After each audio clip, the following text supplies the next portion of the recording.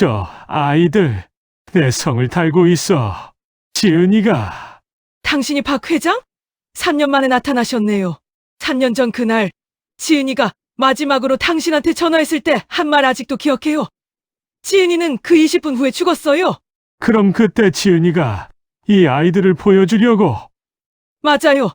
손주들 보여드리려고 당신 회사 앞에서 신호 대기 중이었어요. 우리 손주들한테 절대 가까이 오지 마세요. 제발 한 번만 기회를. 저 아이들이 제 마지막 가족입니다. 딸에게 못해준 사랑을 제발. 당신 때문에 죽었어요. 3년 전 그날 대체 무슨 일이 있었던 걸까요? 가족의 의미를 다시 생각하게 만드는 이 이야기. 궁금하시다면 구독과 좋아요 부탁드립니다. 사연 시작하겠습니다.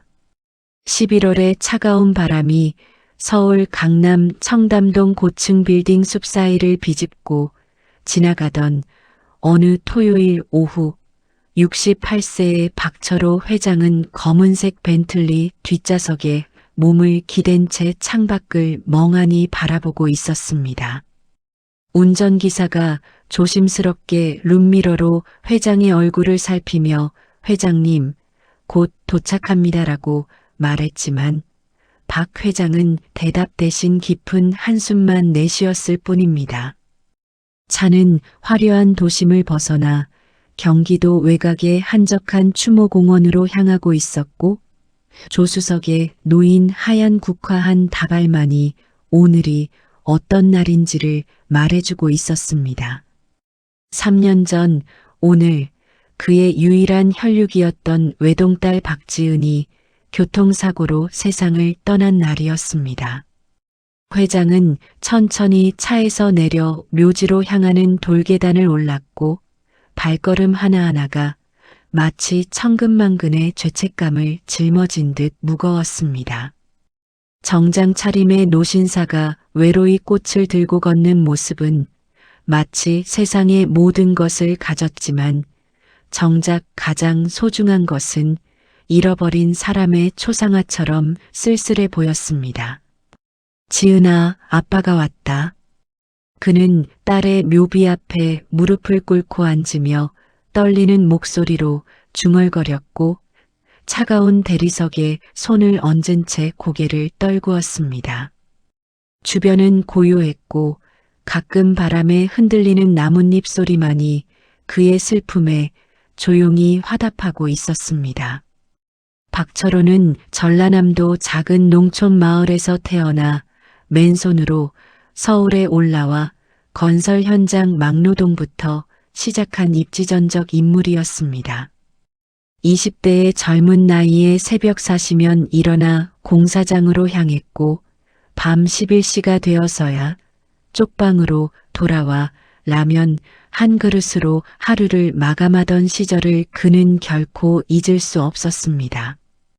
그렇게 10년을 악착같이 모은 돈으로 작은 건설회사를 차렸고 40대에 접어들 무렵에는 중견건설사의 대표가 되어 강남 일대의 재개발 사업을 주도하는 인물로 성장했습니다.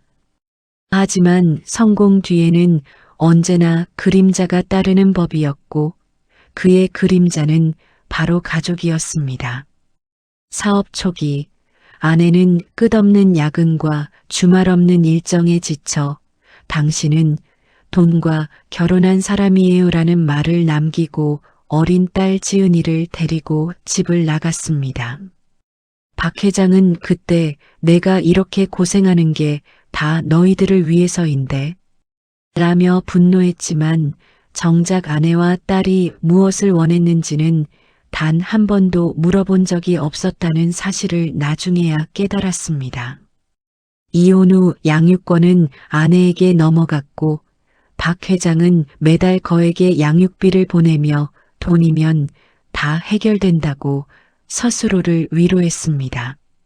딸 지은이는 그렇게 아버지 없이 자랐고 한 달에 한 번 만나는 아버지는 항상 비싼 선물만 건네며 "공부 열심히 해라, 돈 필요하면 언제든 말해라는 말만 반복했습니다.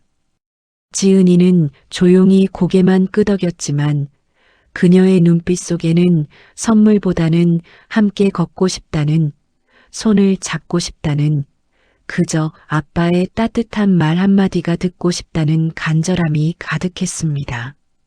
하지만 박 회장은 그 눈빛을 읽지 못했고, 아니 어쩌면 읽고 싶지 않았는지도 모릅니다. 일에 파묻혀 사는 것이 더 편했고, 감정을 마주하는 것보다 계약서에 사인하는 것이 훨씬 익숙했으니까요. 세월이 흘러 지은이가 대학에 입학했을 때 박 회장은 의대 가면 용돈 2배로 줄게라고 제안했지만 딸은 아빠 난 미술이 좋아요라며 예술대학을 선택했습니다. 그는 그 선택이 못마땅했고 그런 걸로 먹고 살 수 있겠어? 라며 목소리를 높였습니다. 전화기 너머로 들려온 딸의 잠깐의 침묵 후 아빠는 역시 날 이해 못하시네요 라는 차가운 대답이 그의 가슴을 찔렀지만 그는 현실을 봐야지라며 자신의 논리로 그 불편함을 덮어버렸습니다.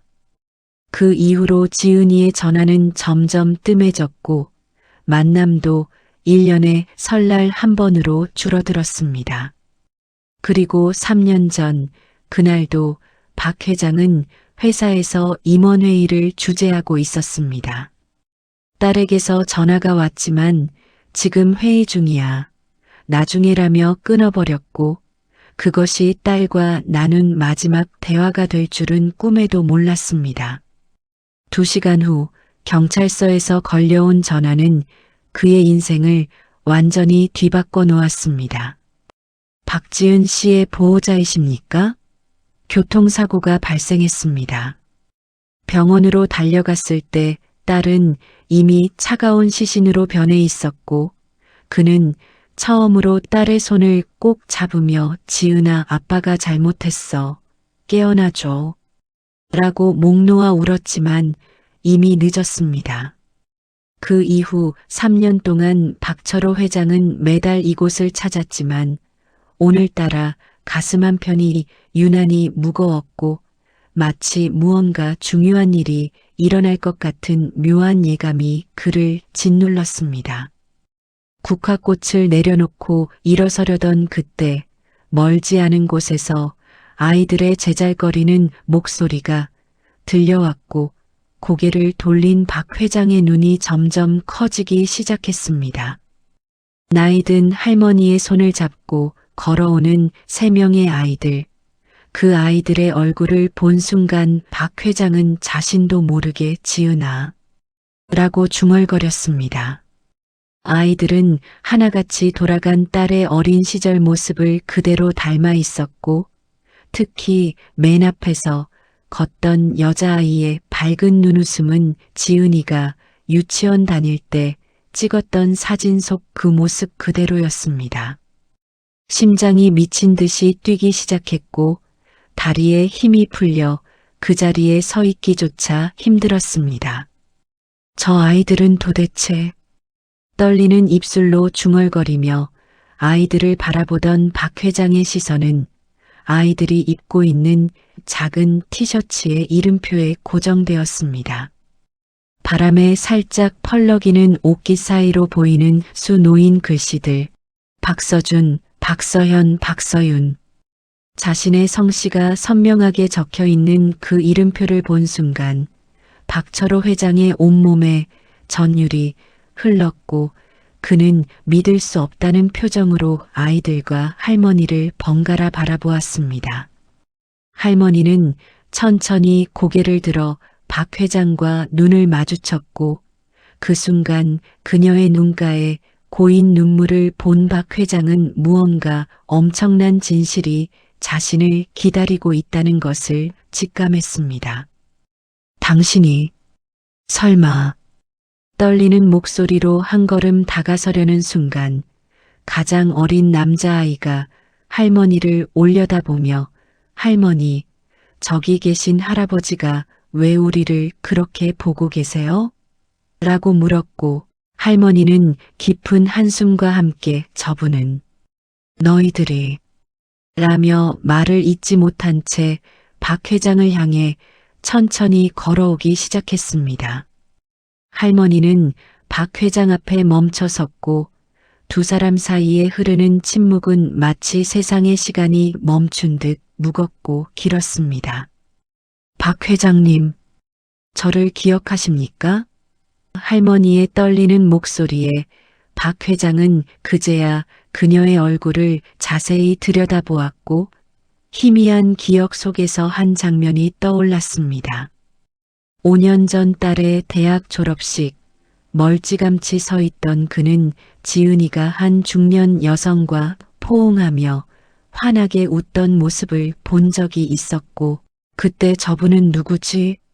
라고 물었지만 딸은 그냥 아는 분이에요 라며 얼버무렸던 기억이 났습니다. 당신은 그때 그분, 박 회장이 말을 잇지 못하고 있을 때 할머니는 고개를 끄덕이며 저는 정미숙입니다. 지은이 시어머니였습니다라고 말했습니다. 시어머니라고요?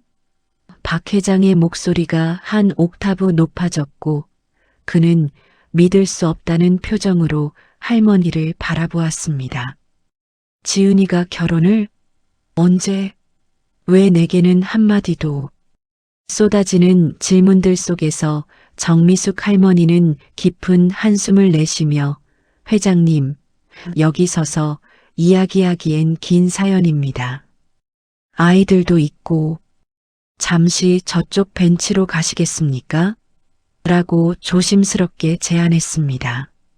박 회장은 비틀거리는 발걸음으로 벤치에 앉았고 세 아이들은 할머니 옆에서 궁금한 눈빛으로 이 낯선 할아버지를 바라보고 있었습니다.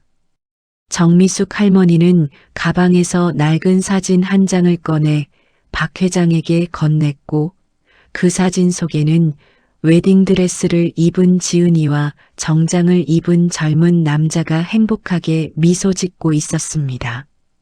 우리 아들 민준이가 지은이와 대학 동기였습니다.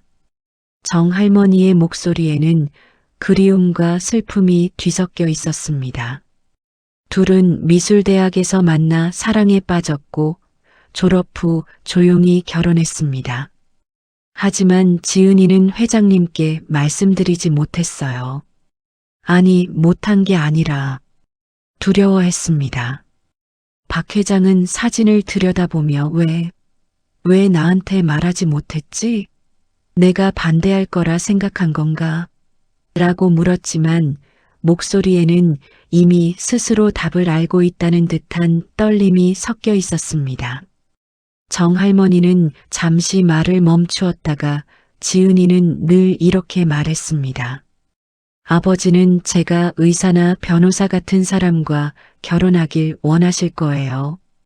가난한 화가와 결혼한다고 하면 실망하실 게 뻔해요. 차라리 성공한 후에 말씀드리는 게 낫겠어요 라고요. 박 회장의 얼굴이 창백해졌고 그는 두 손으로 얼굴을 감싸며 내가 그렇게 무서운 아버지였단 말인가 라고 중얼거렸습니다. 정 할머니는 계속해서 말을 이어갔습니다. 우리 민준이도 가난했습니다. 미술학원에서 아이들을 가르치며 근근히 생활했고 지은이도 작은 갤러리에서 일하며 그림을 그렸죠. 하지만 두 사람은 정말 행복해 보였습니다. 좁은 원룸에 살았지만 서로를 바라보는 눈빛만큼은 세상 그 어떤 부부보다 따뜻했어요. 그녀의 말을 듣는 동안 박 회장의 가슴은 찢어지는 듯 아팠고 자신이 평생 쌓아온 돈과 명예가 얼마나 공허한 것이었는지 깨닫기 시작했습니다. 그리고 결혼 2년 차 되던 해에 정 할머니의 목소리가 떨리기 시작했습니다. 지은이가 임신을 했습니다. 그것도 새 쌍둥이를요. 의사 선생님이 이건 기적이라고 했고 우리 가족은 모두 기뻐했습니다. 하지만 지은이는 더욱 회장님께 말씀드리지 못하겠다고 했어요. 아버지께 손주들을 보여드릴 때는 제가 성공한 화가가 되어서 아버지가 자랑스러워 하실 만한 사람이 되어서 찾아뵙고 싶어요라고 말하며 눈물을 흘리더군요. 박 회장은 사진 속 딸의 미소를 바라보며 바보 같은 것. 아빠는 내가 성공하든 안 하든 그냥 내가 행복하기만을 바랐는데 라고 떨리는 목소리로 속삭였습니다. 정할머니는 가방에서 또 다른 사진을 꺼냈고 그것은 배가 불러온 지은이가 세 장의 초음파 사진을 들고 환하게 웃고 있는 모습이었습니다. 지은이는 아이들 이름도 직접 지었습니다. 서준이, 서연이, 서윤이 모두 회장님의 성을 따서 박씨로요. 우리 아이들이 할아버지를 닮아서 강하고 성공한 사람이 되면 좋겠어요. 하지만 할아버지의 외로움은 닮지 않았으면 좋겠어요 라고 말했습니다. 그 말을 들은 박 회장의 눈에서 눈물이 흘러내리기 시작했고 그는 자신의 외로움을 딸이 알고 있었다는 사실에 가슴이 무너져 내리는 것을 느꼈습니다. 지은이가 나를 그렇게 생각하고 있었구나. 내가 성공했지만 외롭다는 걸 알고 있었어. 하지만 정할머니의 다음 말은 박 회장에게 더 큰 충격을 안겨주었습니다. 회장님, 사실은 지은이가 회장님께 연락하려고 했었습니다. 그날 사고 나던 날 말입니다. 박 회장의 온몸이 얼어붙었고 그는 무슨 말씀이십니까? 라고 간신히 물었습니다. 아이들이 태어나고 100일이 지난 날 지은이는 더 이상 미룰 수 없어요. 아버지께 손주들을 보여드려야겠어요. 아버지가 아무리 바쁘셔도 이 아이들을 보시면 웃으실 거예요라며 결심했습니다. 그날 민준이와 함께 아이들 사진을 들고 회장님 회사로 가던 길이었습니다. 정할머니의 목소리는 점점 더 떨렸고 박 회장은 그날 딸에게서 걸려온 전화를 나중에라며 끊어버렸던 기억이 떠올라 온몸이 식어가는 것을 느꼈습니다. 그 전화가 그게 마지막이었구나. 박 회장은 두 손으로 얼굴을 감싸며 흐느꼈고 정할머니도 눈물을 닦으며 고개를 끄덕였습니다. 네. 지은이는 전화기를 들고 아버지가 회의 중이시래요. 깜짝 선물로 찾아뵙는 게 더 좋을 것 같아요라며 환하게 웃었습니다. 하지만 회사 앞 사거리에서 신호를 기다리던 중 반대편에서 달려온 화물차가 신호를 무시하고 더 이상 말을 잇지 못한 정할머니는 손수건으로 눈물을 닦았고 박 회장은 내가 그 전화를 받았더라면, 조금만 더 일찍 받았더라면 라며 자책했습니다. 새 아이들은 우는 어른들을 보며 불안한 표정을 지었고 가장 큰 서준이가 할머니에게 다가가 할머니, 왜 울어요? 저 할아버지가 할머니를 괴롭혀요? 라고 물었습니다. 정할머니는 고개를 저으며 아니란다. 서준아. 저 할아버지는 말을 망설이다가 박 회장을 바라보았고 박 회장은 눈물로 범벅이 된 얼굴로 아이들을 바라보았습니다. 서연이가 호기심 어린 눈으로 할아버지, 왜 우세요? 어디 아프세요? 라고 물었고 박 회장은 떨리는 손을 뻗어 아이의 머리를 쓰다듬으려 했지만 자신이 그럴 자격이 있는지 망설여졌습니다. 아이들은 나를 모르는구나. 할아버지가 있다는 것도. 그의 목소리는 절망으로 가득 차 있었습니다. 정할머니는 깊은 한숨을 쉬며 말을 이었습니다. 사고 후 저도 고민이 많았습니다. 회장님께 연락을 드려야 하나 말아야 하나. 하지만 지은이가 평소에 아버지는 저를 이해하지 못하세요. 아버지에게 저는 투자 대상이었지 딸이 아니었어요 라고 말하던 게 생각나서 차마 연락드릴 용기가 나지 않았습니다. 그 말은 박 회장의 가슴에 비수처럼 꽂혔고 그는 내가 정말 그런 아버지였단 말인가. 딸이 나를 그렇게 생각했다니 라며 오열했습니다. 정할머니는 계속해서 게다가 회장님은 너무나 큰 분이시고 저희는 너무나 보잘것없는 사람들이었습니다.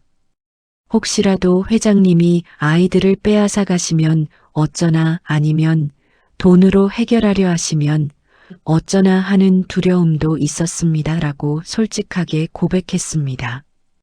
박 회장은 그제야 자신이 평생 쌓아온 이미지가 무엇인지 깨달았고 돈과 권력으로 모든 것을 해결하려 했던 자신의 모습이 타인에게 어떻게 비쳤는지 직면하게 되었습니다.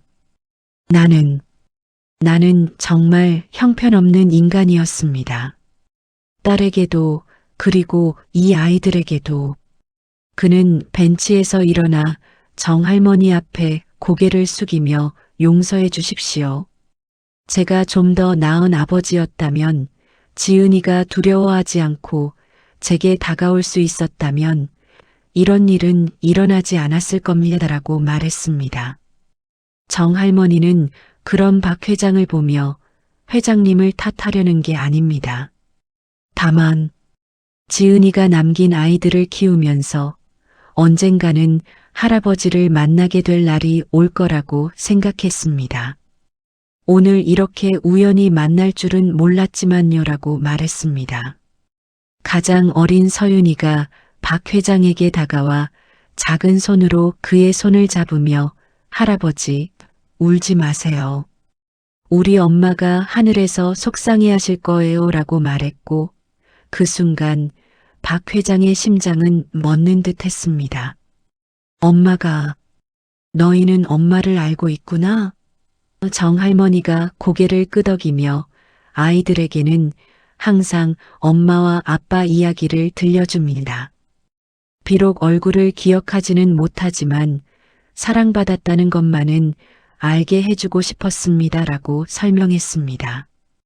박 회장은 무릎을 꿇고 새 아이들과 눈높이를 맞추며 아이들아,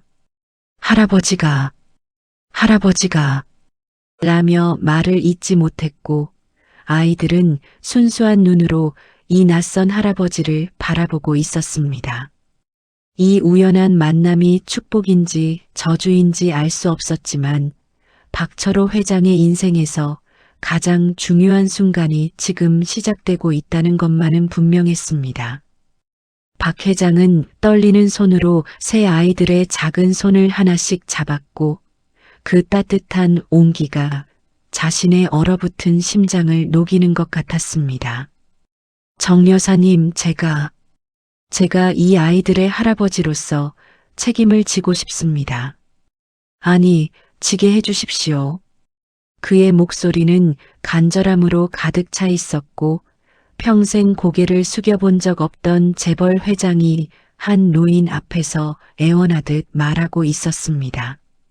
정미숙 할머니는 놀란 표정으로 회장님, 그게 무슨 말씀이십니까? 라고 물었고 박 회장은 제발 이 아이들을 만나게 해주십시오. 저는 딸에게 좋은 아버지가 되지 못했습니다. 하지만 이 아이들에게만큼은 진짜 할아버지가 되고 싶습니다라며 눈물을 흘렸습니다. 정할머니는 잠시 망설이다가 회장님의 마음은 알겠습니다만 저도 쉽게 결정할 수 있는 문제가 아닙니다. 이 아이들은 제가 3년 동안 키워왔고 갑자기 낯선 환경에 놓이면 상처받을 수 있습니다라고 조심스럽게 말했습니다. 박 회장은 고개를 끄덕이며 무리하게 모든 것을 한 번에 바꾸자는 게 아닙니다. 천천히 아이들이 편안해할 때까지 시간을 두겠습니다. 하지만 제발 기회를 주십시오. 일주일에 한 번이라도 좋으니 이 아이들을 만나게 해주십시오라고 애원했습니다. 서준이가 할머니를 올려다보며 할머니, 저 할아버지가 좋은 사람 같아요. 눈이 슬퍼 보여요라고 말했고 그 순수한 말 한마디에 정할머니의 마음이 조금씩 열리기 시작했습니다. 알겠습니다. 하지만 조건이 있습니다. 정할머니의 단호한 목소리에 박 회장은 무엇이든 하겠습니다라고 즉답했습니다. 아이들에게 돈으로 사랑을 대신하지 마십시오. 비싼 선물이나 호화로운 것들로 아이들의 마음을 사려 하지 마시고 그냥 할아버지로서 함께 시간을 보내주십시오. 지은이가 가장 원했던 것도 그것이었습니다. 그 말에 박 회장은 가슴이 찔리는 듯 했지만 고개를 끄덕이며 약속드리겠습니다. 저는 이제 달라지고 싶습니다라고 다짐했습니다. 정할머니는 가방에서 명함을 꺼내며 여기가 저희가 사는 곳입니다. 경기도 파주의 작은 주택인데 이번 주 토요일에 오시겠습니까? 아이들과 점심이나 함께 하시죠라고 제안했고 박 회장은 그 명함을 두 손으로 받아들며 감사합니다. 정말 감사합니다라며 깊이 고개를 숙였습니다. 그날 이후 박철호 회장은 매일 아침 거울을 보며 스스로에게 다짐했습니다. 이번에는 달라져야 해. 이번에는 진짜 가족이 되어야 해. 평생 회사 일에만 매달렸던 그는 처음으로 주말을 비워두었고 비서에게 토요일에는 어떤 약속도 잡지 마시오라고 지시했습니다. 비서는 놀란 표정으로 회장님, 토요일에 중요한 투자자 미팅이 있는데요. 라고 말했지만 박 회장은 그것보다 더 중요한 약속이 있소라며 단호하게 거절했습니다. 드디어 토요일이 되었고 박 회장은 운전기사 없이 직접 운전대를 잡고 파주로 향했습니다. 조수석에는 아이들을 위한 그림책 3권이 놓여 있었고 그것은 비서가 선물은 안 된다고 하셨지만 책은 괜찮지 않겠습니까? 라며 조심스럽게 제안한 것이었습니다. 파주의 작은 주택가에 도착한 박 회장은 낡은 2층 주택 앞에 차를 세웠고 대문 앞에 서서 한참을 망설였습니다. 잘할 수 있을까? 아이들이 날 좋아해 줄까? 평생 수천억 원대 계약을 앞두고도 떨려본 적 없던 그였지만 지금은 손이 부들부들 떨리고 있었습니다. 초인종을 누르자 정미숙 할머니가 나와 어서 오십시오. 회장님이라며 반갑게 맞이했고 집안에서는 아이들의 웃음소리가 들려왔습니다. 거실에 들어서자 새 아이들이 레고를 가지고 놀고 있었고 서준이가 고개를 들어 할아버지다. 지난번에 묘지에서 본 할아버지 라며 달려왔습니다.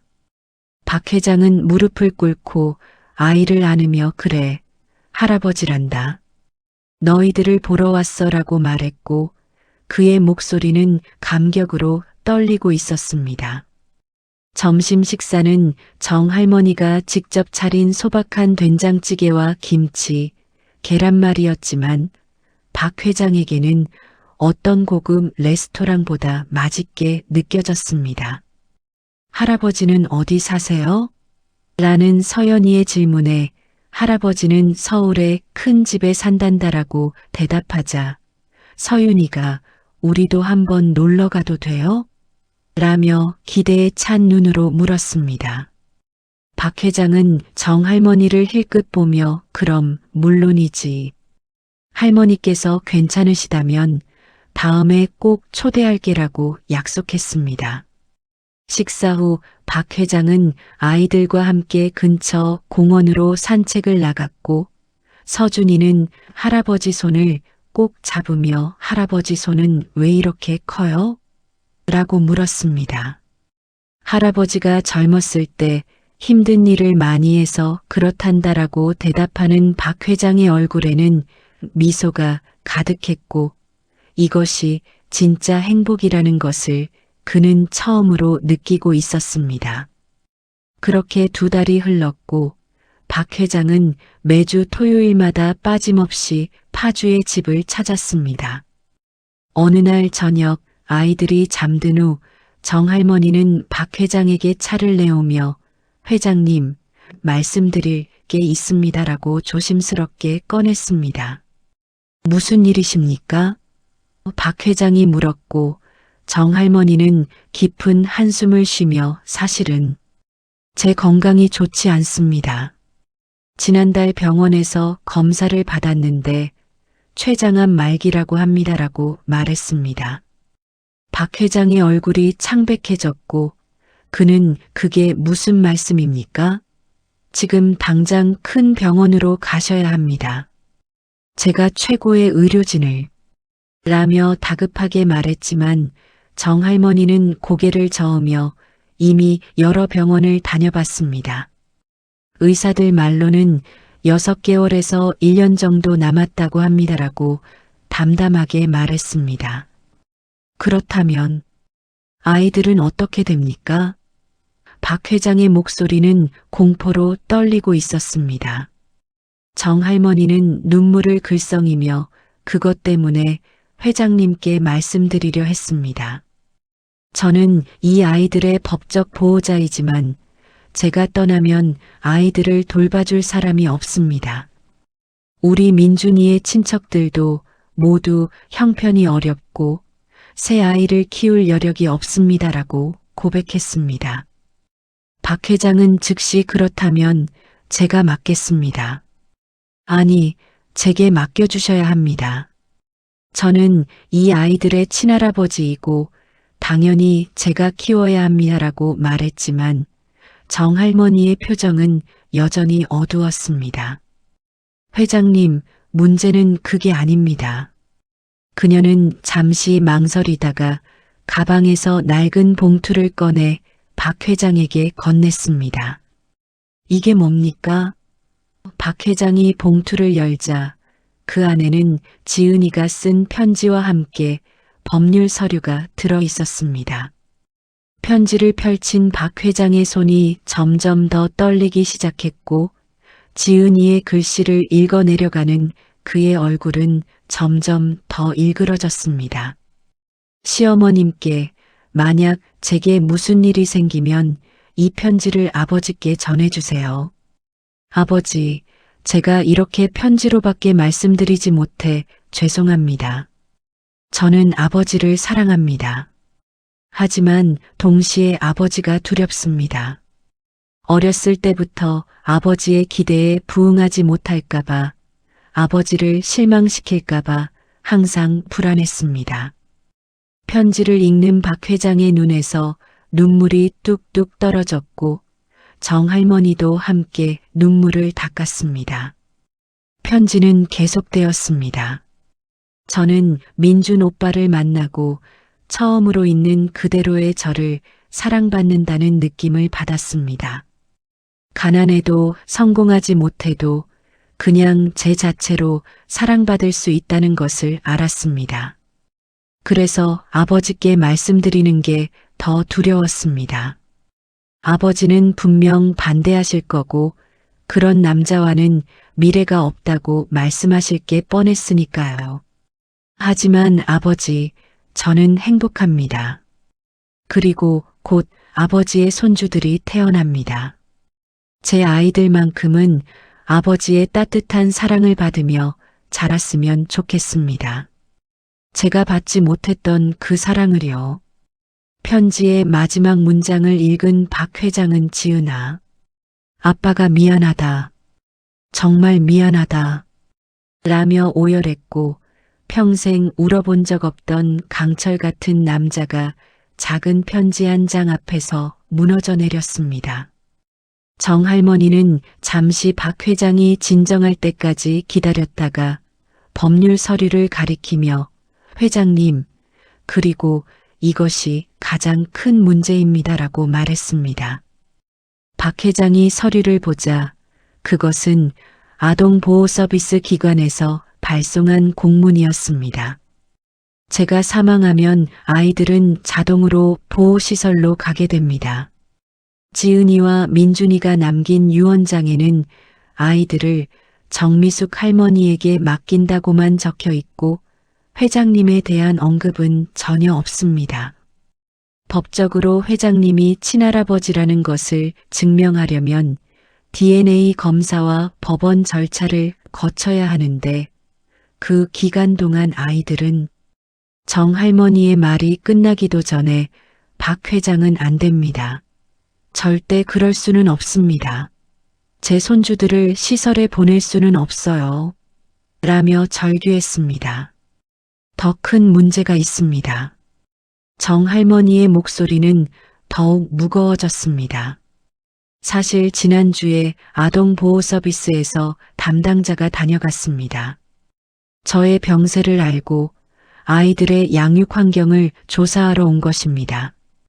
그들은 혈연관계가 있는 보호자가 나타나지 않으면 한 달 후에 아이들을 인계받겠다고 통보했습니다. 박 회장은 의자에서 벌떡 일어나며 제가 직접 가겠습니다. 지금 당장 그 기관에 가서 제가 할아버지라고 말하겠습니다. 라고 외쳤지만 정 할머니는 회장님, 그게 그렇게 간단하지 않습니다. 담당자가 말하길 최근 재벌가에서 상속 문제로 가짜 친척이 나타나는 사례가 많아서 검증 절차가 매우 까다로워졌다고 합니다. DNA 검사는 기본이고 과거 관계 증명, 양육 능력 평가 등 최소 3개월이 걸린다고 합니다라고 설명했습니다. 박철호 회장은 그 자리에 주저앉으며 머리를 감싸쥐었습니다. 평생 돈과 권력으로 모든 것을 해결해왔던 그였지만 지금 이 순간만큼은 그 어떤 것도 소용없었습니다. 3개월. 3개월이면 그는 정 할머니를 바라보았고 그녀는 고개를 끄덕이며 네, 그때면 저는 이미 이 세상에 없을 겁니다. 그리고 그 사이에 아이들은 시설로 가게 되고 일단 시설에 들어가면 다시 데려오는 것도 쉽지 않다고 합니다라고 말했습니다. 박 회장의 세계가 무너져 내렸고 그는 내가 평생 쌓아온 이 모든 것이 대체 무슨 소용인가. 내 손주들 하나 지키지 못하는데 라며 절규했습니다. 2층에서 아이들의 평화로운 숨소리가 들려왔고 그 순수한 숨소리는 곧 시설의 차가운 복도에서 울려 퍼질지도 모른다는 생각에 박 회장은 가슴이 찢어지는 것 같았습니다. 박 회장은 그날 밤 한숨도 자지 못하고 서재에 앉아 있었습니다. 책상 위에는 지은이의 편지와 아동보호서비스 공문, 그리고 새 아이들의 사진이 놓여 있었고 그는 떨리는 손으로 전화기를 들었습니다. 여보세요, 김 변호사? 나야. 지금 당장 내 서재로 와줄 수 있나? 급한 일이야. 30분 후 40년 지기 변호사 김동현이 헐레벌떡 달려왔고 박 회장은 모든 상황을 설명했습니다. 회장님, 이건 쉽지 않습니다. 하지만 방법이 아예 없는 건 아닙니다. 김 변호사의 말에 박 회장의 눈이 반짝였습니다. 무슨 방법이라도 있다면 말해보게. 긴급 친권자 지정 신청을 할 수 있습니다. 하지만 이를 위해서는 정미숙 할머니의 전적인 협조와 함께 회장님이 과거 지은이 양과의 관계를 입증할 수 있는 모든 자료가 필요합니다. 박 회장은 다음 날 새벽부터 움직이기 시작했습니다. 오래된 사진첩을 뒤지고 딸에게 보낸 양육비 송금 내역을 찾아내고 과거 통화 기록까지 모두 수집했습니다. 이게 다인가? 그는 쓸쓸하게 웃었습니다. 30년 넘는 세월 동안 딸과의 추억이라고는 고작 몇 장의 사진과 돈 보낸 기록뿐이었으니까요. 일주일 후 박 회장은 김 변호사, 정미숙 할머니와 함께 아동보호서비스 본부를 찾았습니다. 차가운 회의실에서 그들을 맞이한 것은 40대 중반의 날카로운 인상의 여성, 최선희 국장이었습니다. 박철호 회장님, 직접 오실 줄은 몰랐네요. 그런데 회장님 갑자기 나타나셔서 내 손주다라고 주장하시는 게 저희로서는 매우 의심스럽습니다. 의심스럽다니 무슨 말씀이십니까? 박 회장의 목소리가 높아졌지만 최 국장은 냉정하게 서류를 넘기며 말했습니다. 회장님, 여기 저희가 조사한 자료가 있습니다. 박지은 씨는 생전에 주변 사람들에게 아버지와는 연락하지 않는다. 아버지는 나의 존재조차 신경 쓰지 않으신다라고 말했다고 합니다. 심지어 결혼식에도 출산에도 아버지를 초대하지 않았죠. 이런 상황에서 갑자기 나타나신 회장님의 의도가 순수한 것인지 의문입니다. 박 회장은 가슴이 내려앉았지만 정미숙 할머니가 끼어들었습니다. 국장님, 그건 오해입니다. 지은이는 아버지를 사랑했어요. 단지 아버지께 실망을 드릴까봐 두려워했을 뿐입니다. 할머니, 사랑과 두려움은 양립할 수 없습니다. 최 국장의 차갑고 논리적인 목소리가 회의실을 얼렸습니다. 더욱이 회장님, 여기 또 다른 문제가 있습니다. 그녀는 또 다른 서류를 꺼냈습니다. 3년 전 사고 당시 경찰 조사 기록입니다. 박지은 씨는 사고 직전 남편에게 이런 말을 했다고 합니다. 여보, 아버지한테 전화했는데 회의 중이래. 역시 아버지는 날 우선순위에 두지 않으셔. 그리고 그 30분 후에 사고가 났죠. 혹시 회장님, 그날 따님한테서 전화 받으셨습니까? 박 회장의 얼굴이 새하얗게 변했고 그는 대답하지 못한 채 입술만 떨었습니다. 대답하십시오, 회장님. 그날 전화 받으셨습니까? 최 국장의 추궁에 박 회장은 고개를 떨구며 간신히 말했습니다. 받았습니다. 하지만 회의 중이라 나중에 하겠다고. 나중에요? 그 나중에는 영원히 오지 않았죠. 최 국장의 말이 비수처럼 박 회장의 가슴을 찔렀습니다. 그리고 여기 더 충격적인 사실이 있습니다.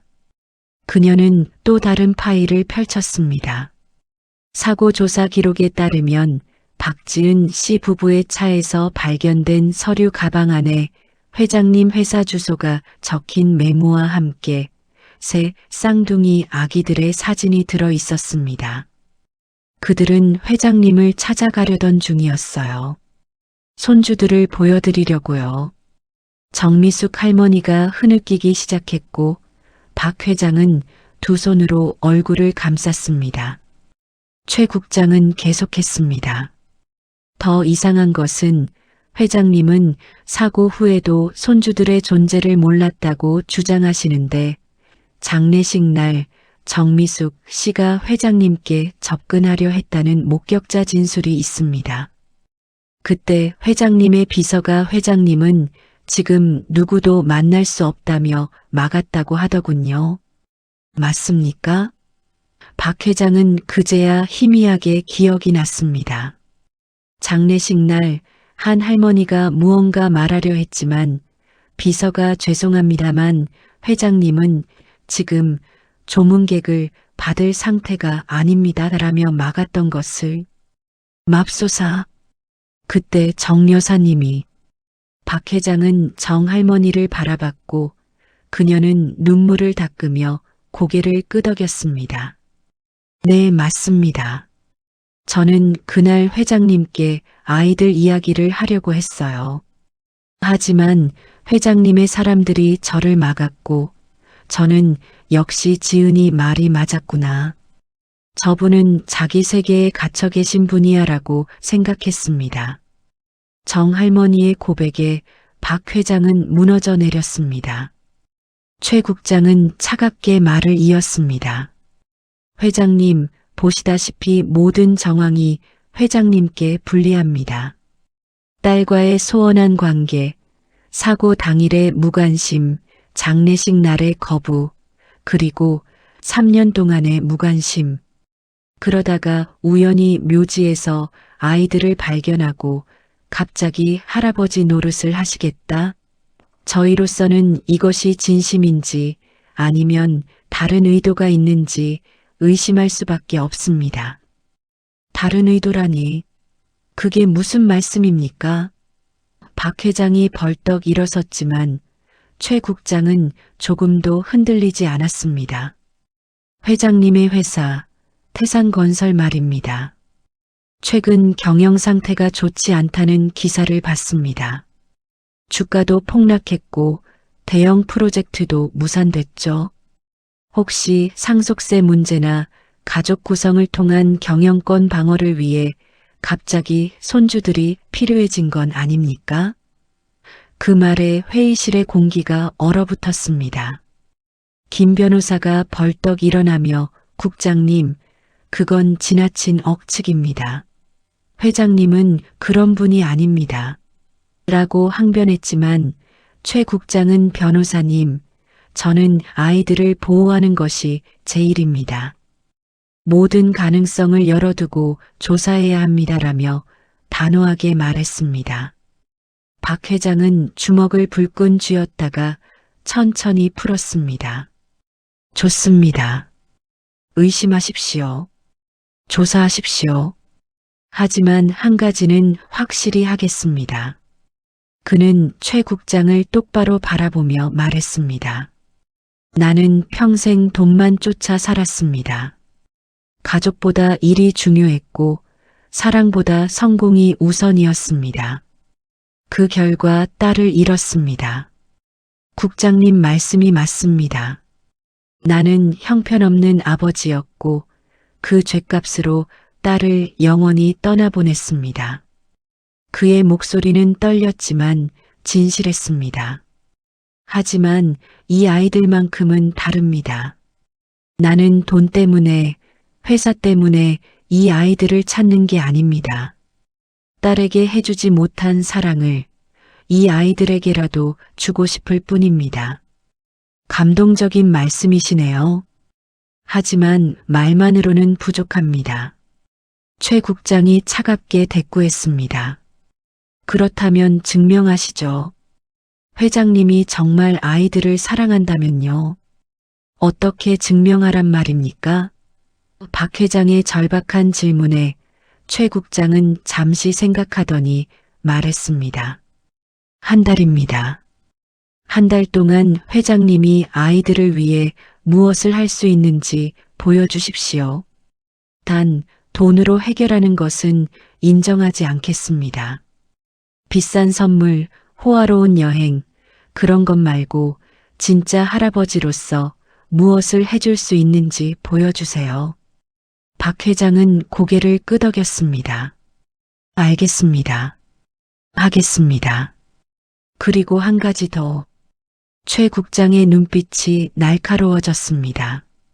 정미숙 할머니의 병세가 악화되면 아이들은 즉시 저희 보호시설로 인계됩니다. 그 전에 회장님이 적합한 보호자임을 증명하지 못하면 아이들은 입양 절차를 밟게 될 것입니다. 입양이라고요? 내 손주들을. 박 회장의 목소리가 갈라졌습니다. 네, 회장님. 법은 혈연보다 아이들의 복지를 우선시합니다. 30년 동안 딸과 제대로 된 관계를 맺지 못한 분이 갑자기 새 아이의 할아버지가 될 수 있다고 생각하십니까? 최 국장의 말에 정미숙 할머니가 끼어들었습니다. 국장님, 제발입니다. 회장님은 변하셨어요. 지난 2달 동안 제가 지켜봤습니다. 매주 빠짐없이 오셨고 아이들과 진심으로 시간을 보내셨어요. 할머니, 2달은 너무 짧습니다. 진심은 오랜 시간에 걸쳐 증명되는 겁니다. 최 국장은 단호했습니다. 그때 회의실 문이 벌컥 열리며 한 남자가 들어왔습니다. 50대 초반에 잘 차려입은 남자였고 그는 박 회장을 보자마자 아버지라고 외쳤습니다. 박 회장의 얼굴이 굳었습니다. 준혁아, 내가 왜 여기에? 들어온 사람은 박 회장의 조카이자 회사의 전무이사인 박준혁이었습니다. 제가 왜 여기 있냐고요? 삼촌, 아니 회장님이 요즘 이상하다는 소문을 듣고 알아봤더니 이런 일이 있었군요. 박준혁은 서류 가방을 탁자에 내려놓으며 최 국장을 바라봤습니다. 국장님, 제가 박철호 회장의 조카이자 법적 상속인 중 한 명인 박준혁입니다. 오늘 이 자리에 제가 온 이유는 명확합니다. 박준혁은 차갑게 웃으며 말을 이었습니다. 이 세 아이들이 정말 우리 가문의 핏줄인지 확인하고 싶습니다. 그리고 만약 그렇다 하더라도 78세의 노인이 3명의 어린아이를 키울 수 있을지 의문입니다. 아이들의 복지를 생각한다면 더 젊고 안정적인 가정에 입양되는 것이 맞지 않겠습니까? 너 지금 무슨 소리를 하는 거냐? 박 회장이 벌떡 일어나 조카를 노려봤지만 박준혁은 태어냈습니다. 현실적인 이야기를 하는 겁니다. 회장님. 회장님은 나이도 많으시고 건강도 좋지 않으시지 않습니까? 작년에 심장 수술도 받으셨고요. 만약 회장님께 무슨 일이라도 생기면 이 아이들은 또다시 보호자를 잃게 됩니다. 그게 아이들을 위한 일입니까? 최 국장이 흥미로운 표정으로 두 사람을 번갈아 보며 물었습니다. 박준혁 전무님, 혹시 회장님이 이 아이들을 입양하시는 것을 반대하시는 특별한 이유라도 있습니까? 박준혁은 잠시 망설이다가 솔직하게 말했습니다. 있습니다. 회장님께는 자식이 없으십니다. 아니, 없으셨습니다. 그래서 저를 포함한 조카들이 회사를 이어받을 것으로 예상했습니다. 하지만 갑자기 3명의 직계 손주가 나타난다면 상속 구도가 완전히 바뀌게 됩니다. 저는 그것이 공정하지 않다고 생각합니다. 공정하지 않다고? 박 회장의 목소리가 분노로 떨렸습니다. 내 친손주들이 존재하는데 그게 내게 공정하지 않다고? 너는 지금 아이들의 미래보다 내 상속분을 걱정하고 있는 거냐? 감정적으로 받아들이지 마세요, 회장님. 박준혁은 냉정했습니다. 저는 법적인 관점에서 말씀드리는 겁니다. 그리고 솔직히 회장님이 이 아이들을 진심으로 사랑해서 찾으시는 건지 아니면 외로움과 죄책감 때문에 찾으시는 건지 저는 확신할 수 없습니다. 너 이 자식이. 박 회장이 다가서려 하자 김 변호사가 말렸습니다. 최 국장이 두 손을 들어 올리며 말했습니다. 자, 진정하십시오. 박준혁 전무님의 지적에도 일리가 있습니다. 회장님의 나이와 건강 상태는 분명 고려해야 할 사항입니다. 국장님, 정미숙 할머니가 다급하게 외쳤습니다.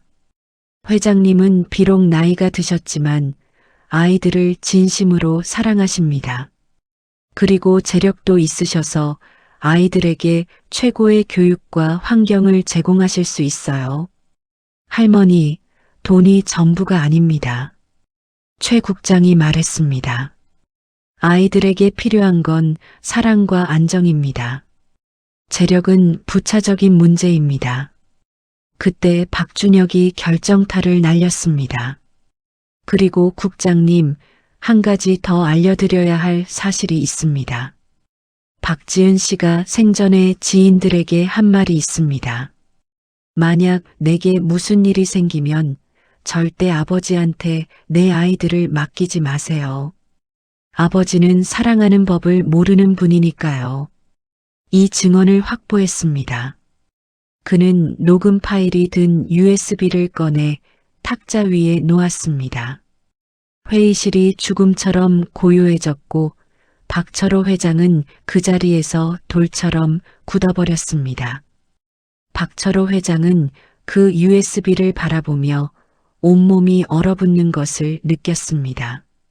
딸의 목소리가 담긴 자신을 거부하는 딸의 마지막 의지가 저 작은 기계 안에 들어있다는 사실이 그를 질식시켰습니다. 재생해 보십시오. 최 국장이 노트북을 켜며 말했고 박준혁은 능숙하게 USB를 꽂았습니다. 스피커에서 희미한 잡음이 들리더니 익숙하면서도 너무나 그리운 딸의 목소리가 흘러나왔습니다. 미선아, 너한테만 하는 얘기야. 만약 나한테 무슨 일 생기면 절대 우리 아빠한테 애들 이야기 하지 마. 아빠는 평생 일만 하신 분이야. 사랑이 뭔지, 가족이 뭔지 모르셔. 내가 그렇게 자랐잖아. 우리 애들까지 그렇게 크게 할 순 없어.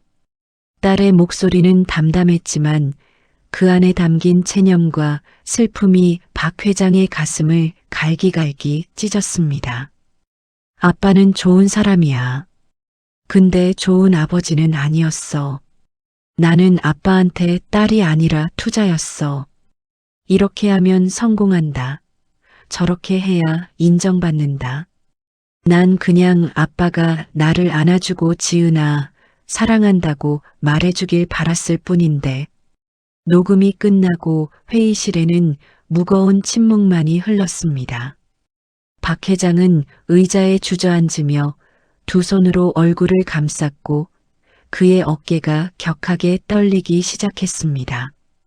지은아, 아빠가 정말 미안하다. 70년 인생에서 단 한 번도 남 앞에서 울어본 적 없던 박철호 회장이 이 순간만큼은 통제할 수 없이 목 놓아 울었습니다. 정미숙 할머니도 눈물을 닦으며 지은이가 그렇게 생각했다니 라고 중얼거렸고 김 변호사는 고개를 떨구었습니다. 박준혁은 승리한 듯한 표정으로 최 국장을 바라봤습니다. 보셨습니까, 국장님?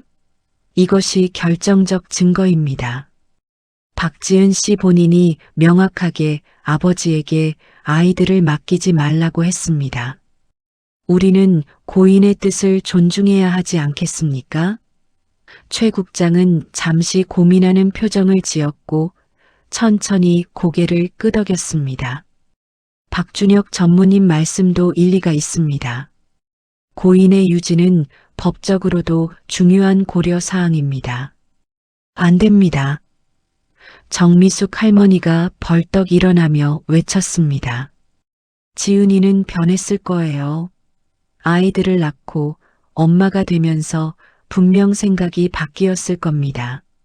하지만 할머니, 그건 추측일 뿐입니다. 최 국장이 냉정하게 말했습니다. 저희는 명확한 증거를 바탕으로 판단해야 합니다. 박 회장은 여전히 고개를 들지 못한 채 흐느끼고 있었고 박준혁은 마지막 일격을 가했습니다. 회장님, 이제 포기하십시오. 아이들을 위해서라도요. 회장님이 아무리 노력하셔도 지은이 씨의 상처를 지울 수는 없습니다. 그리고 그 상처가 아이들에게까지 대물림될 수는 없지 않겠습니까? 닥쳐. 박 회장이 갑자기 고개를 번쩍 들며 소리쳤고 그의 눈은 충혈되어 있었지만 동시에 무언가 결연한 빛이 깃들어 있었습니다. 준혁아, 내 말이 맞다. 나는 형편없는 아버지였어. 딸에게 사랑을 주지 못했고 딸의 마음을 이해하지 못했지. 박 회장은 천천히 일어나 창문 쪽으로 걸어갔고 바깥의 흐린 하늘을 바라보며 말을 이었습니다. 나는 전라도 산골에서 태어났어. 아버지는 술만 드시면 어머니를 때리셨고 우리는 끼니를 거르기 일쑤였지. 12살 때 어머니가 돌아가셨어. 아버지 매를 맞고 그날 나는 다짐했어. 나는 절대 가난하게 살지 않겠다. 돈만 있으면 모든 걸 해결할 수 있다고. 그의 목소리는 떨렸지만 계속 이어졌습니다. 20에 서울로 올라와서 공사판에서 일했어. 하루 16시간씩 일했고 밥 먹는 시간조차 아까워서 서서 먹었지. 성공하기 위해서라면 뭐든지 했어. 그리고 성공했어. 거대한 회사를 일궜고 돈도 많이 벌었어. 하지만 박 회장이 돌아서며 모두를 바라봤습니다. 그 과정에서 나는 사람이 아니라 기계가 되어버렸어. 효율, 성과, 이익. 그것만 생각했지. 아내가 떠날 때도 약한 사람이라고 생각했어. 딸이 외로워할 때도 돈을 주면 되지라고 생각했어. 내가 얼마나 어리석었는지. 딸을 잃고 나서야 깨달았어. 그는 최 국장을 똑바로 바라보며 말했습니다. 국장님, 제 인생은 실패작입니다. 돈과 권력은 얻었지만 정작 중요한 것들은 모두 잃었습니다. 아내도 딸도, 그리고 딸이 살아있을 때 사랑한다고 말할 기회도. 그의 눈에서 또다시 눈물이 흘러내렸지만 이번에는 목소리가 떨리지 않았습니다. 하지만 이제는 압니다. 사랑이 무엇인지, 가족이 무엇인지. 박준혁이 비웃으며 끼어들었습니다. 삼촌, 지금 감동적인 연설로 상황을 역전시킬 수 있다고 생각하십니까? 닥치라고 했다. 박 회장의 목소리가 회의실을 진동시켰습니다. 준혁아, 내가 원하는 게 회사냐? 돈이냐? 가져가라. 다 가져가. 모두가 놀란 표정으로 박 회장을 바라봤고 박준혁조차 당황한 기색을 보였습니다. 삼촌, 지금 무슨 말씀을? 내 말 못 들었나? 태상건설, 내가 평생 쌓아온 그 모든 것, 내가 원한다면 다 주겠다. 박 회장은 주머니에서 지갑을 꺼내 신용카드들을 탁자 위에 내려놓았습니다. 이것도 가져가라. 통장도 부동산도 전부 다. 김 변호사가 황급히 말했습니다. 회장님, 정신 차리십시오. 지금 무슨 말씀을 하시는 겁니까? 나는 정신이 또렷하네. 김 변호사. 박 회장은 차분하게 말했습니다. 70년을 살면서 지금처럼 정신이 또렷했던 적이 없어. 나는 평생 잘못된 것을 쫓아왔네. 돈, 명예, 권력. 그것들이 행복을 가져다 줄 거라고 믿었지. 하지만 틀렸어. 진짜 행복은 저 파주의 작은 집에 있더군. 새 아이들이 할아버지 하고 달려와 안길 때, 그때 느낀 그 따뜻함. 그게 진짜였어. 그는 최 국장을 향해 다가가며 말했습니다. 국장님, 저는 조건 없이 모든 재산을 포기하겠습니다. 회사도, 돈도, 이 모든 것을 포기하겠습니다. 대신 단 하나만 주십시오. 제 손주들과 함께 살 기회를요. 회의실이 정적에 휩싸였습니다. 박준혁의 얼굴이 창백해졌고 그는 삼촌, 정말 그러실 겁니까? 라고 떨리는 목소리로 물었습니다. 그래. 박 회장의 대답은 단호했습니다. 나는 이제 깨달았어. 손주들 없이 사는 삶은 의미가 없다는 걸. 저 아이들이 없다면 이 모든 게 무슨 소용이겠나? 내가 죽고 나면 어차피 남는 건 아무것도 없는데. 정미숙 할머니가 흐느끼며 말했습니다. 회장님, 그러시면 안 됩니다. 회장님이 평생 쌓아오신 것들인데. 아니요, 정 여사. 박 회장이 고개를 저었습니다. 내가 평생 쌓아야 했던 건 건물이 아니라 추억이었어요. 계약서가 아니라 사랑이었어요. 그걸 이제야 알았습니다. 최 국장이 심각한 표정으로 물었습니다. 회장님, 정말 진심이십니까? 재산을 포기하신다는 게? 네, 진심입니다. 박 회장이 고개를 끄덕였습니다. 단 한 가지 조건이 있습니다. 제가 죽을 때까지 손주들과 함께 살게 해주십시오. 저는 크고 화려한 집이 필요 없습니다. 파주의 작은 집에서 정 여사님, 새 아이들과 함께 살겠습니다. 제가 아침에 일어나 아이들에게 아침을 차려주고 학교에 데려다주고 저녁에는 책을 읽어주고 그렇게 평범한 할아버지로 살고 싶습니다. 그의 눈빛은 너무나 간절했고 목소리에는 거짓이 없었습니다. 회장님, 정미숙 할머니가 그의 손을 잡았습니다. 정말 그러실 겁니까? 회장님의 삶을, 그 모든 것을 버리시겠다고요? 버리는 게 아닙니다. 박 회장이 할머니의 손을 꼭 잡으며 말했습니다. 찾는 겁니다. 내가 평생 놓치고 살았던 것을, 지은이가 원했던 아버지의 모습을, 비록 늦었지만 손주들에게라도 그 모습을 보여주고 싶습니다. 박준혁이 어이없다는 표정으로 말했습니다. 미쳤군요. 완전히 미치셨어요, 삼촌. 수조원대 재산을 포기하고 손주 셋 키우겠다고? 말도 안 됩니다. 내가 보기엔 미친 것처럼 보이겠지. 박 회장이 조카를 바라보며 쓸쓸히 웃었습니다. 하지만 준혁아, 언젠가 내가 내 나이가 되면 알게 될 거야. 죽음 앞에서 후회하게 되는 건 못 번 돈이 아니라 사랑하지 못한 사람들이라는 걸. 최 국장이 잠시 생각에 잠기더니 천천히 입을 열었습니다. 회장님의 진심은 알겠습니다. 하지만 여전히 문제가 있습니다. 박지은 씨의 녹음은 명확한 증거입니다. 국장님, 박 회장이 무릎을 꿇었습니다.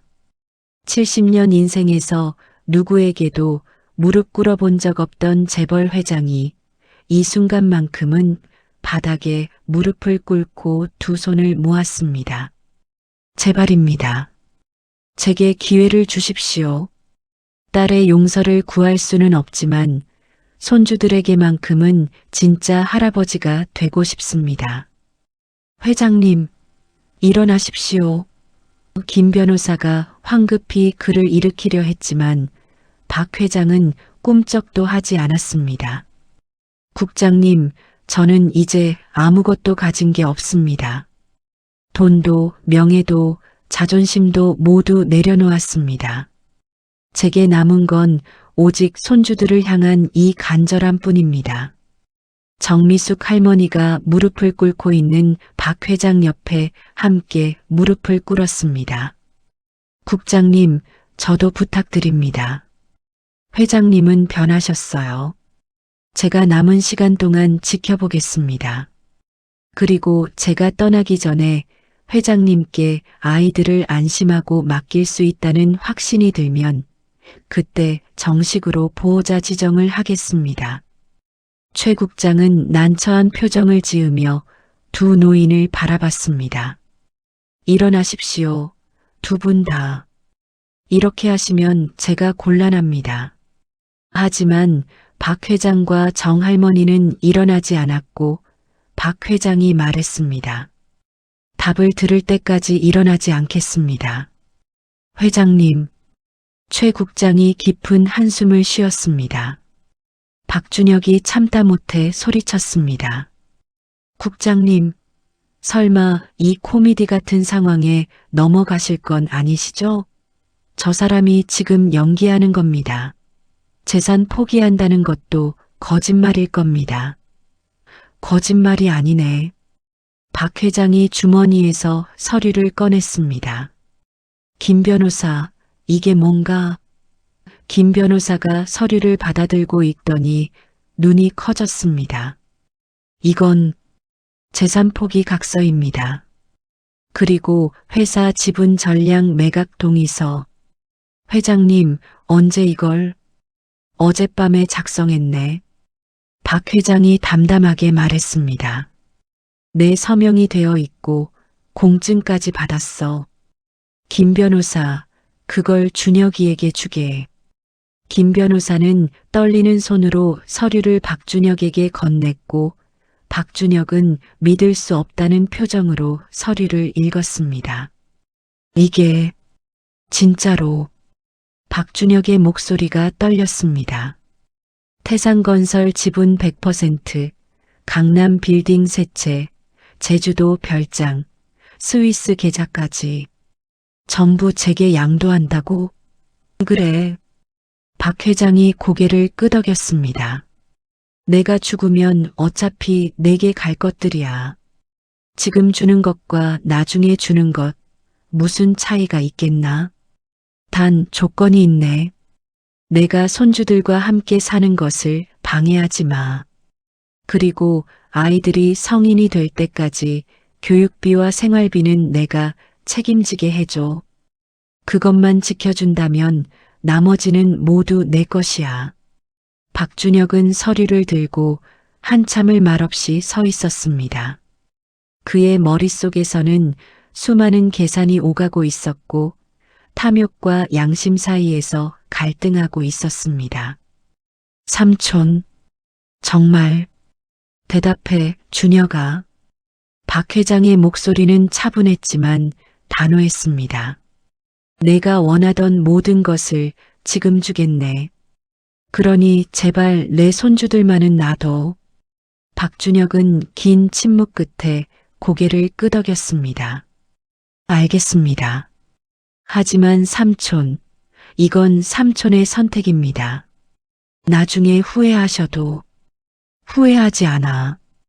박 회장이 단호하게 말했습니다. 내 인생에서 가장 후회하지 않을 결정이야.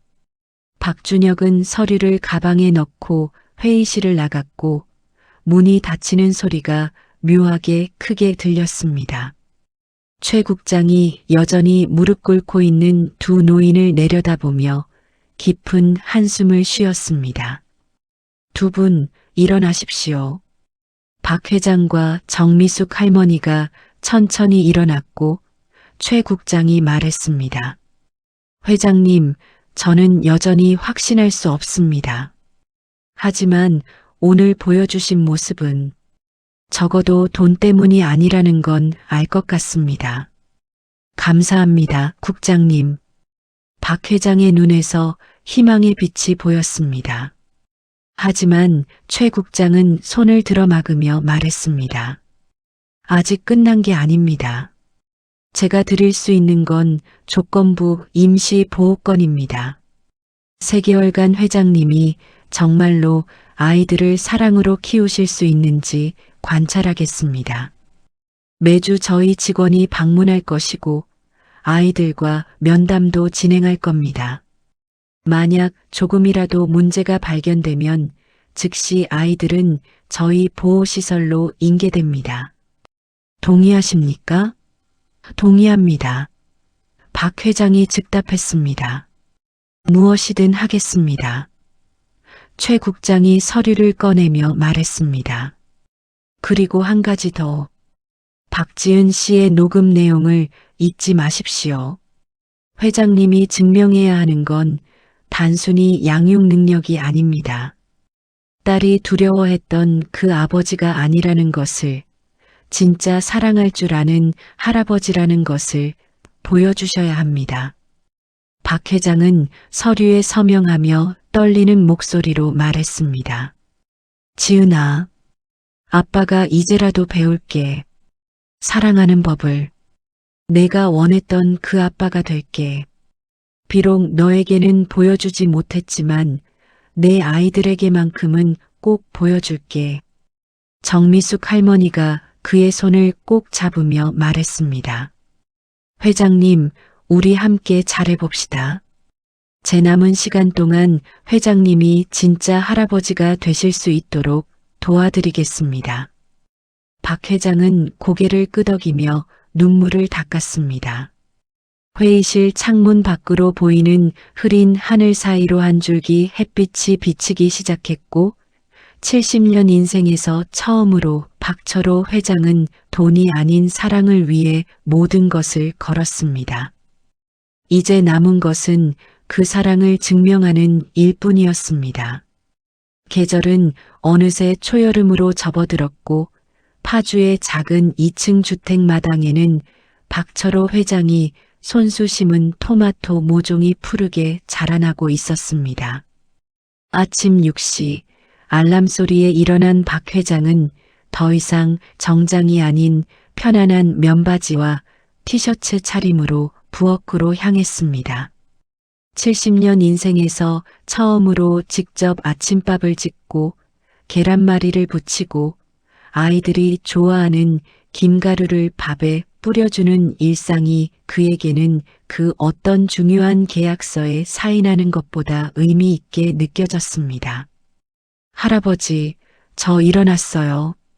계단을 내려오는 서준이의 목소리에 박 회장은 환한 미소를 지으며 그래, 우리 서준이 왔구나.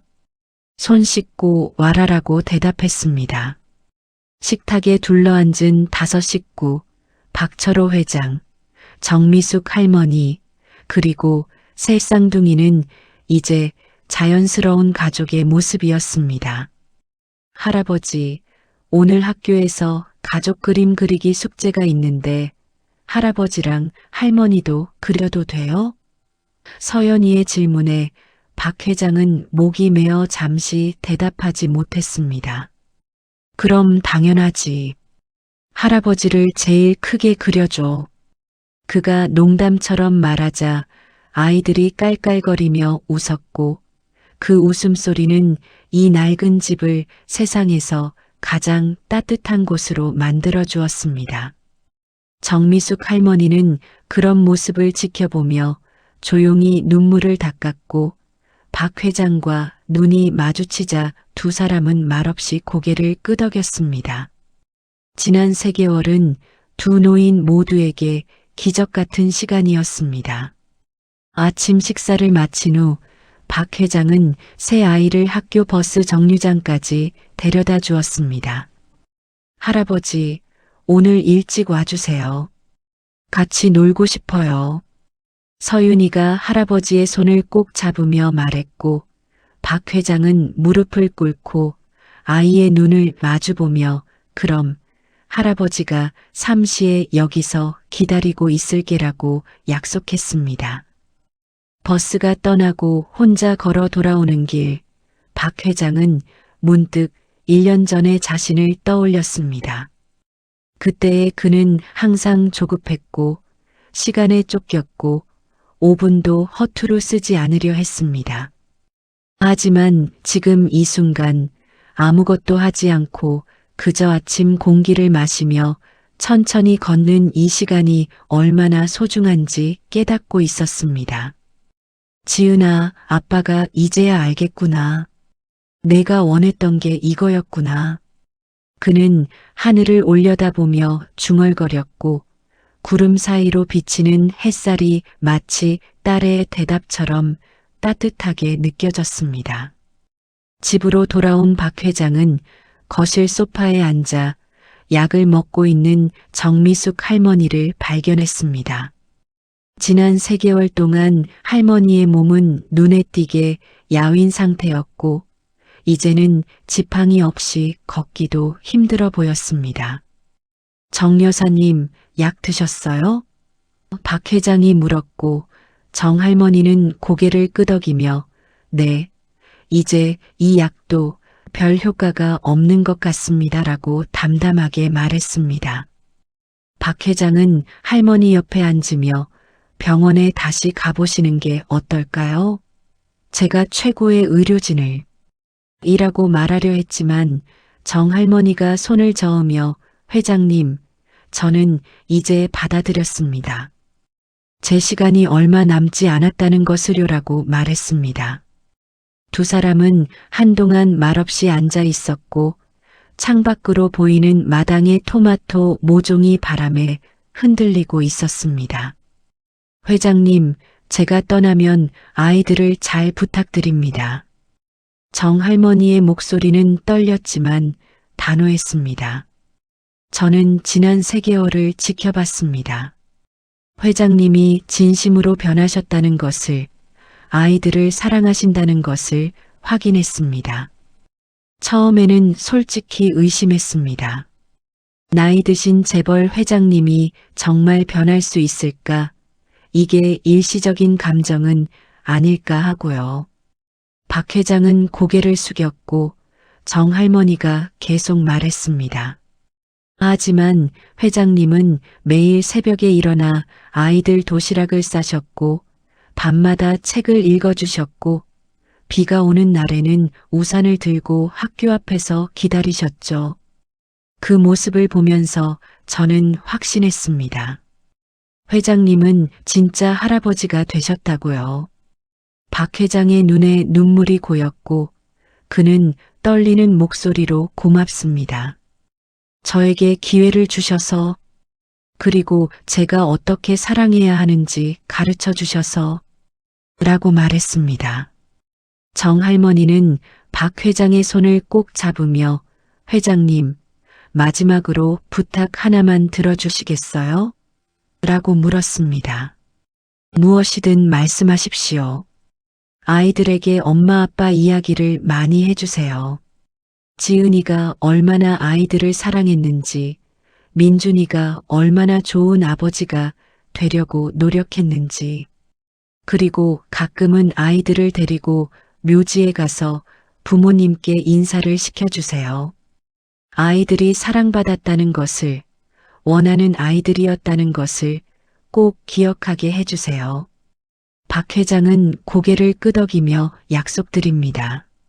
아이들이 뿌리를 잊지 않도록 부모님의 사랑을 기억하도록 하겠습니다라고 다짐했습니다. 오후가 되어 박 회장은 약속대로 학교 버스 정류장에 나갔고 아이들은 할아버지를 발견하자 환호성을 지르며 달려왔습니다. 할아버지, 오늘 선생님이 제 그림을 칭찬하셨어요. 서연이가 가방에서 그림을 꺼내 보여주었고 거기에는 5명의 사람이 손을 잡고 있는 모습이 그려져 있었습니다. 큰 남자 2명, 작은 아이 3명. 이게 누구누구야? 박 회장이 물었고 서연이는 자랑스럽게 이게 할아버지, 이게 할머니, 그리고 우리 셋이에요. 우리 가족이에요. 라고 대답했습니다. 박 회장은 그림을 들여다보다가 가슴이 뭉클해져서 한동안 말을 잇지 못했습니다. 가족이라는 단어가 이렇게 따뜻하고 소중하게 느껴진 적이 없었습니다. 정말 잘 그렸구나. 할아버지가 액자에 넣어서 거실에 걸어둘게. 그의 말에 서연이는 더욱 신이 나서 할아버지 손을 꼭 잡았습니다. 그날 저녁 현관 초인종이 울렸고 최선희 국장이 마지막 방문을 위해 찾아왔습니다.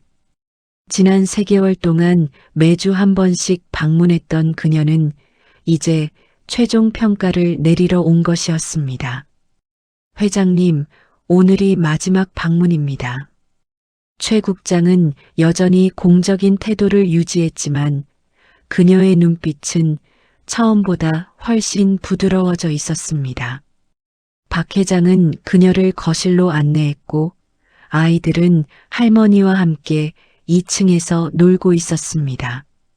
지난 3개월 동안 저희 직원들이 작성한 관찰 보고서를 모두 검토했습니다. 최 국장이 서류 가방에서 두꺼운 파일을 꺼냈습니다. 회장님은 매일 아침 6시에 일어나 아이들 아침을 준비하셨고 단 하루도 빠짐없이 학교 버스를 배웅하고 마중하셨습니다. 또한 아이들과의 대화 시간을 충분히 가지셨고 TV나 스마트폰으로 아이들을 달래는 대신 직접 놀아주고 책을 읽어주셨습니다. 최 국장이 계속 설명했습니다. 저희 아동심리 전문가가 세 아이와 개별 면담을 진행했는데 세 아이 모두 할아버지가 좋다, 할아버지와 계속 살고 싶다고 답했습니다. 특히 서준이는 할아버지는 우리 이야기를 들어주세요. 바쁘다고 안 하고 항상 들어주세요라고 말했습니다. 박 회장은 그 말을 듣고 눈시울이 붉어졌습니다. 딸이 원했던 것도 바로 그것이었으니까요. 듣고 함께하고 사랑하는 것. 그 단순하지만 가장 어려운 것들을 이제야 배운 것입니다. 박철호 회장님, 최 국장이 서류를 덮으며 정식으로 말했습니다. 저는 아동보호서비스 국장으로서 회장님이 새 아이의 법적 보호자로 적합하다고 판단합니다. 정식 보호권 인정 서류를 준비해 왔습니다. 그녀는 서류를 꺼내 박 회장 앞에 놓았습니다. 처음 배웠을 때만 해도 의심이 많았습니다. 솔직히 말씀드리면 저는 회장님이 한 달도 버티지 못할 거라고 생각했습니다. 70년 넘게 살아온 방식을 바꾸는 건 거의 불가능하다고 생각했거든요. 박 회장은 쓸쓸히 미소 지었고 최 국장이 말을 이었습니다. 하지만 제가 틀렸습니다. 회장님은 변하셨습니다.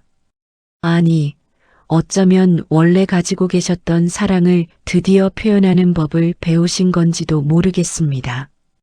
박 회장은 서류에 서명하며 떨리는 목소리로 감사합니다. 국장님, 저에게 이 기회를 주셔서 제 인생에서 가장 소중한 기회를 주셨습니다라고 말했습니다. 최 국장은 일어서며 회장님, 한 가지만 기억해 주십시오. 아이들에게 필요한 건 완벽한 할아버지가 아닙니다. 그저 사랑하고 함께 있어주는 할아버지입니다. 실수하셔도 괜찮습니다.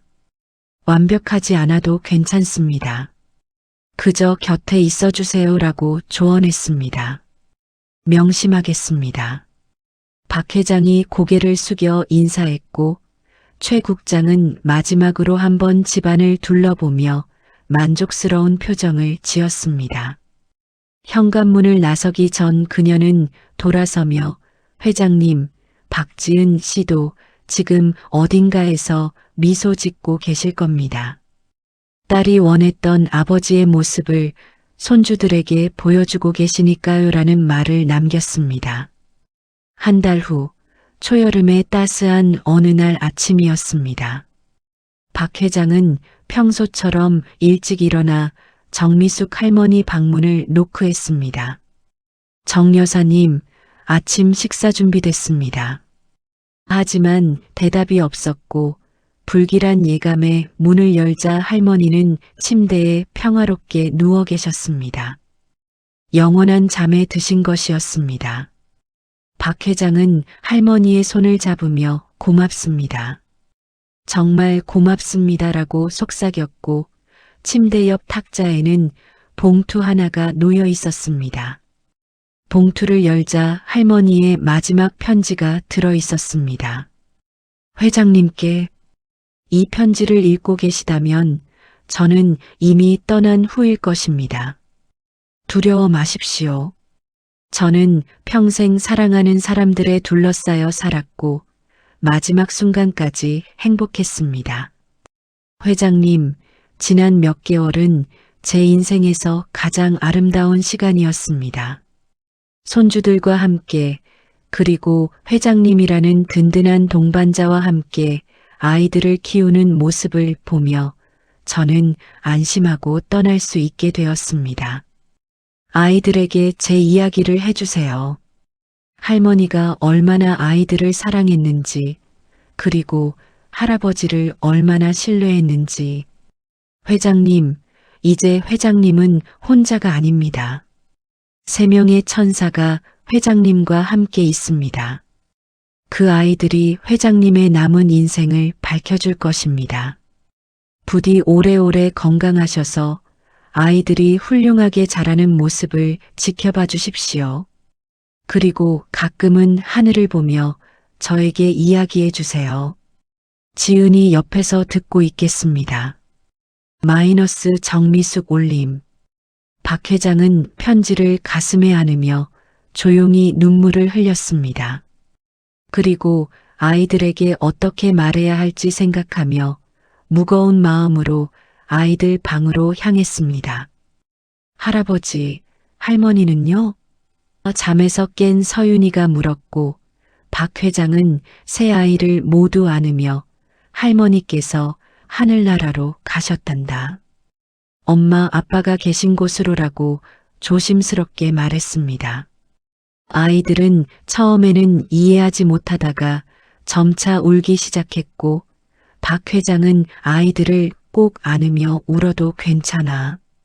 할아버지도 슬프단다.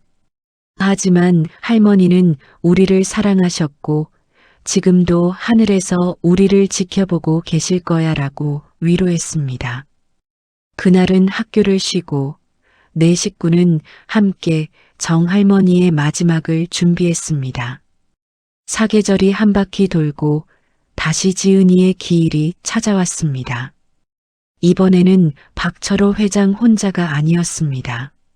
세 아이들이 할아버지 손을 잡고 함께 묘지를 찾았고 이제는 나란히 누워 계신 엄마와 아빠 그리고 정미숙 할머니의 묘비 앞에 섰습니다. 엄마, 아빠, 할머니, 저희 왔어요. 서준이가 꽃을 놓으며 말했고 서연이와 서윤이도 각자 준비해 온 편지를 읽었습니다. 엄마, 저는 이제 3학년이 됐어요. 그림도 잘 그리고 친구도 많아졌어요. 할아버지가 매일 맛있는 밥 해주시고 재미있는 이야기도 많이 해주세요. 할아버지는 엄마가 어렸을 때 이야기를 해주시는데 엄마도 장난꾸러기였대요. 저랑 똑같대요. 서연이의 편지에 박 회장은 미소를 지었습니다. 박 회장은 묘비 앞에 무릎을 꿇고 앉아 조용히 말했습니다. 지은아, 아빠가 왔다. 이번에는 혼자가 아니야. 내 아이들과 함께 왔어. 아빠는 이제 알겠어. 내가 평생 원했던 게 뭐였는지. 그냥 곁에 있어주는 거, 들어주는 거, 안아주는 거. 그 단순한 것들이었구나. 아빠는 늦었지만 배우고 있어. 내 아이들 덕분에 말이야. 서준이는 내가 좋아하던 그림책을 아직도 좋아하고 서연이는 내 성격을 그대로 닮아서 활발하고 서윤이는 내가 어렸을 때처럼 다정하단다. 그의 목소리는 더 이상 슬프지 않았고 오히려 감사함으로 가득 차 있었습니다. 지은아, 아빠는 이제 행복해. 진짜 행복이 뭔지 알게 됐어. 돈도 아니고 성공도 아니고 명예도 아니더구나. 아침에 눈 떠서 할아버지 하고 달려오는 아이들의 목소리, 밤에 할아버지 사랑해요 하며 안기는 아이들의 온기, 그게 진짜 행복이더라. 아빠는 70년을 헛살았지만 남은 인생은 제대로 살려고 해. 내 아이들과 함께 말이야. 박 회장은 묘비를 쓰다듬으며 마지막으로 말했습니다. 용서해줘, 지은아. 좋은 아버지가 되지 못해서. 하지만 약속할게. 좋은 할아버지는 꼭 될게. 내 아이들에게 내가 원했던 그 사랑을 꼭 줄게. 아빠를 믿어줘. 서준이가 할아버지 어깨에 손을 올리며 할아버지, 괜찮아요. 엄마가 용서하셨을 거예요. 우리가 행복하니까요라고 말했고 그 순간 박 회장은 정말로 딸의 용서를 받은 것 같은 평화로움을 느꼈습니다. 파주의 집으로 돌아온 네 식구는 함께 저녁을 준비했습니다. 박 회장은 더 이상 서툴지 않게 요리를 했고 아이들은 각자 식탁을 닦고 물을 따르고 김치를 꺼내는 등 가족의 일원으로서 자신의 역할을 해냈습니다.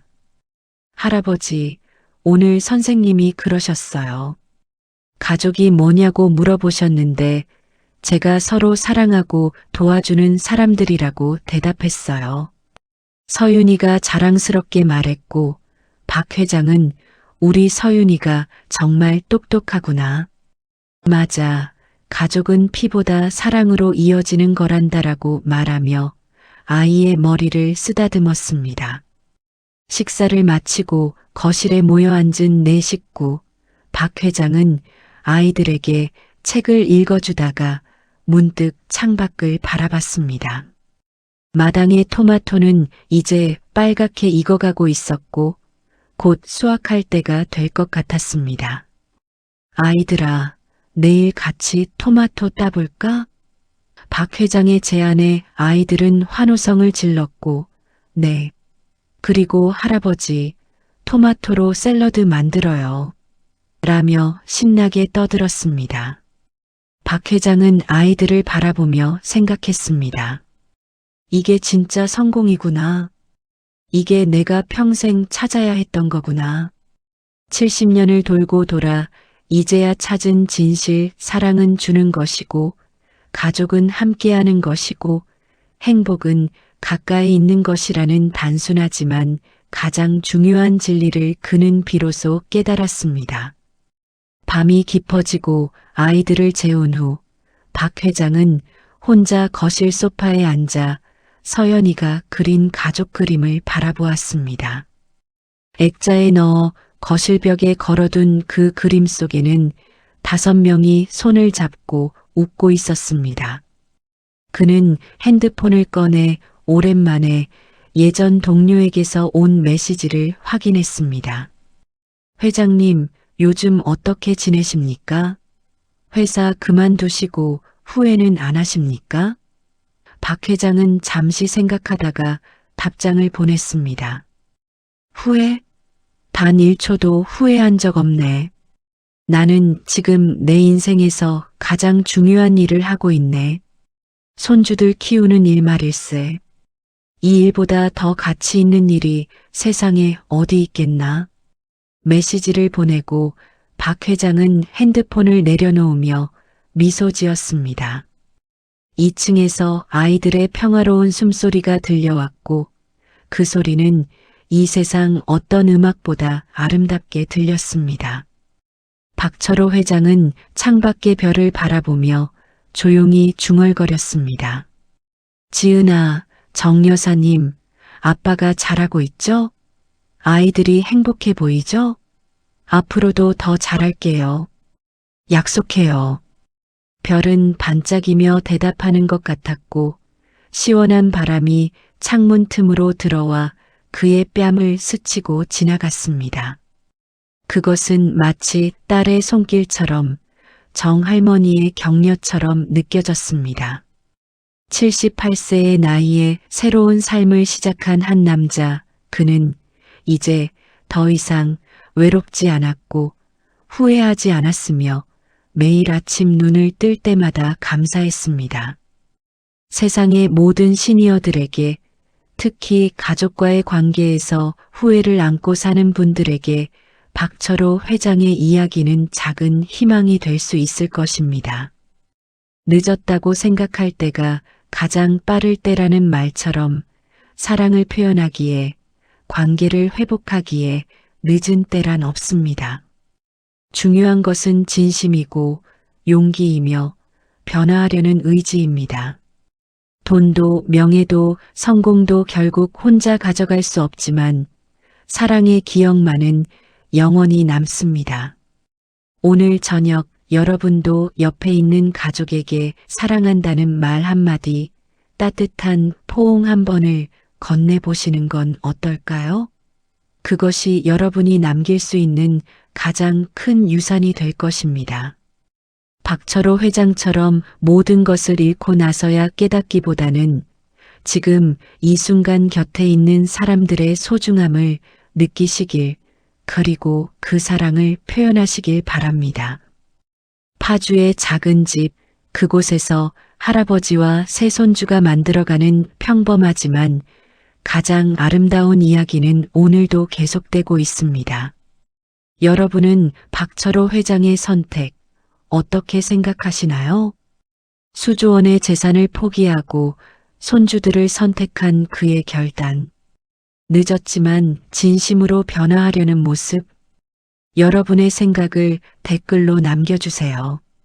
오늘 사연은 여기까지입니다. 구독, 좋아요, 알림 설정을 눌러주시면 꾸준히 따뜻하고 감동적인 실화 사연을 받아보실 수 있습니다.